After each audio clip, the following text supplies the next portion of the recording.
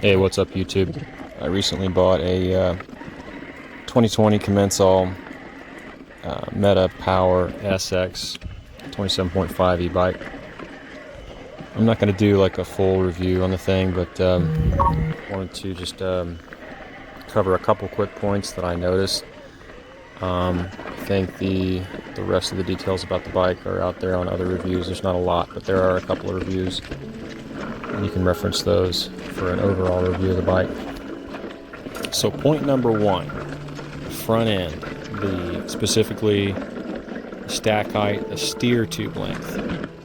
For no good reason, Commencal or Commencal, however you say it, decided, again, for no good reason, to saw the steer tube off short and leave, I think it's like 2 spacers stack from the factory.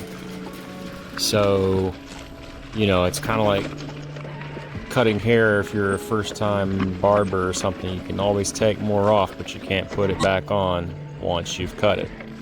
Apparently, Commencal didn't get that message, and they sawed this thing off. The steer tube is actually not short. It's actually, I believe, 7 1/4-ish inches long. But the head tube is 130 millimeters long. Pardon me for mixing metric and English there, but the head tube is extra long.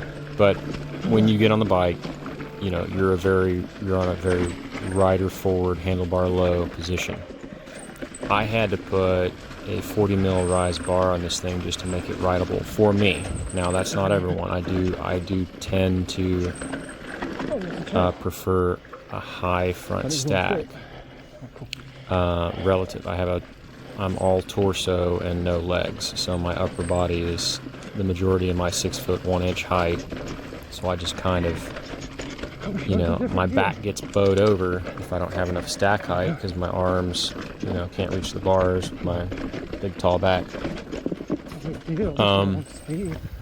And others have commented on that as well as my bike I purchased used, and the previous rider made the same comment and bought 30 mil rise bars to counter that, as well as being on the top, the stem sitting on top of all the spacers, topped out.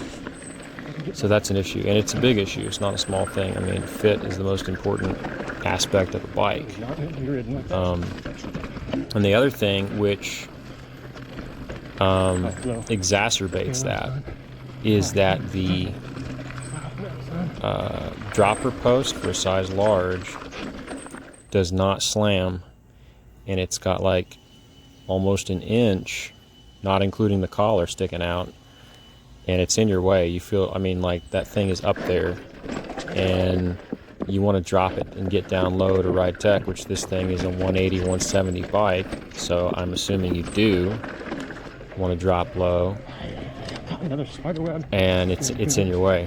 It's not a small thing. It's a big thing. So I'm having to build that into the price of this thing. It's bad enough to where I am just about willing to buy a new fork over it. Or in this case, I actually bought some Spike Vibrocord 50 millimeter rise bars, which I don't know, may look ridiculous. I don't know. It's gonna be BMXy, but just uber rise 50 millimeter rise bars to get around that without buying a whole new fork. And I'm gonna buy the One Up dropper post, which has shorter insertion depth for the same travel, as well as a shorter collar stack height to get that seat out of the way, front end up, back end down a little bit. Now, I said this wasn't going to be a full review, and it's not. I've said nothing but negative things. That's because other reviews on YouTube have already said all the positive things that I have to say about this bike. It's a fantastic bike. It rides incredibly well, handles incredibly well. So I'll echo all the same things that other people say in their reviews.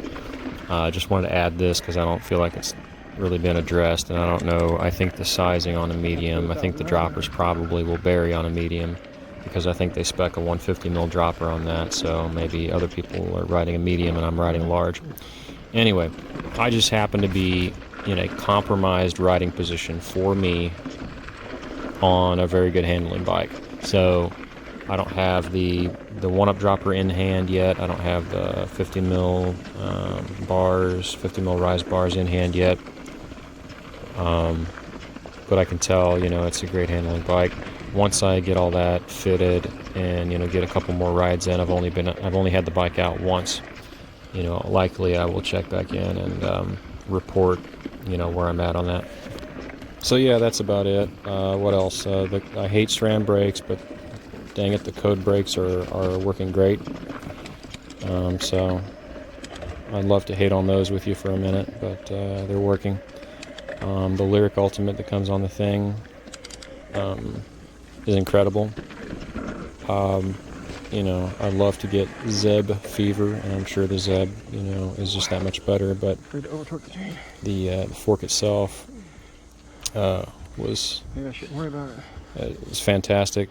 The rear coil shock, the deluxe coil was great. Just the whole overall spec on the bike was fantastic. They just decided to saw the sear tube off and spec a dropper that wouldn't bury, and leave plenty of seat tube hanging out, and take something that was fantastic and kind of pigeonhole you into having to make adjustments for that at your expense, unless